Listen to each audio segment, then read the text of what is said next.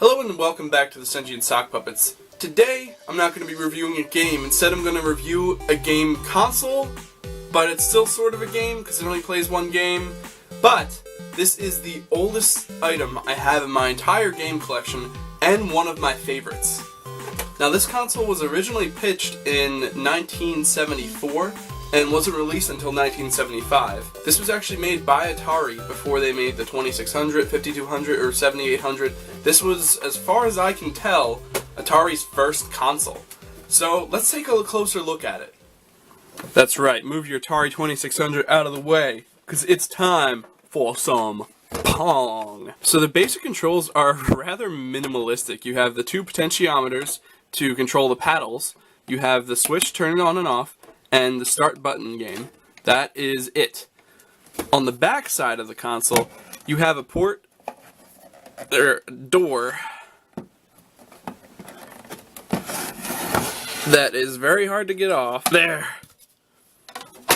You have a door which leads to the holder for 4 D-cell batteries. It does have a port to add a power supply, but from all the research I've done on it, they were prone to causing fires when you had that in. So I decided not to get one. One of the defining features of the Pong consoles was that they had a built-in speaker, so there's no sound output through the cords. Speaking of cord, it has a lot of cord. I would say about 10 to 12 feet.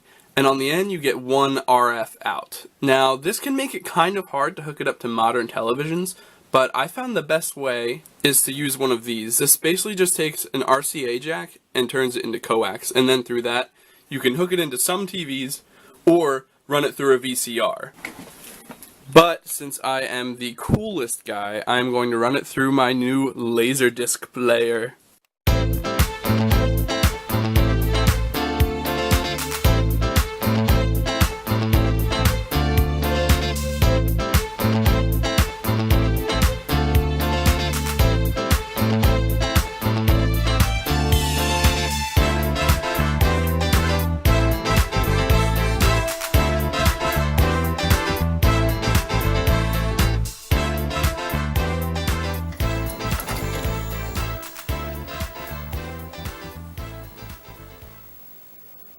And of course, since I don't have a remote for my Laserdisc player, I'm going to have to hook it up straight to the TV.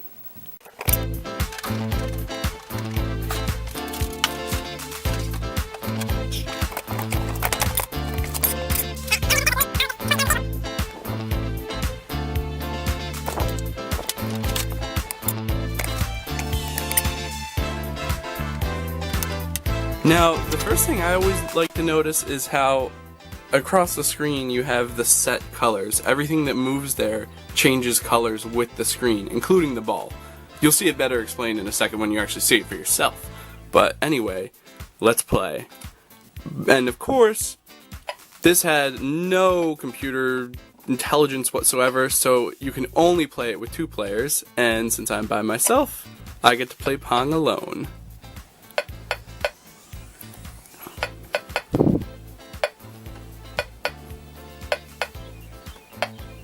Which I'm much better with my right hand. Now you see that the paddles bounce around quite a bit, and this is something that happens with all these older paddle controllers. And it's easily fixed, but I'm pretty afraid to open this thing up and ruin it. That is Pong.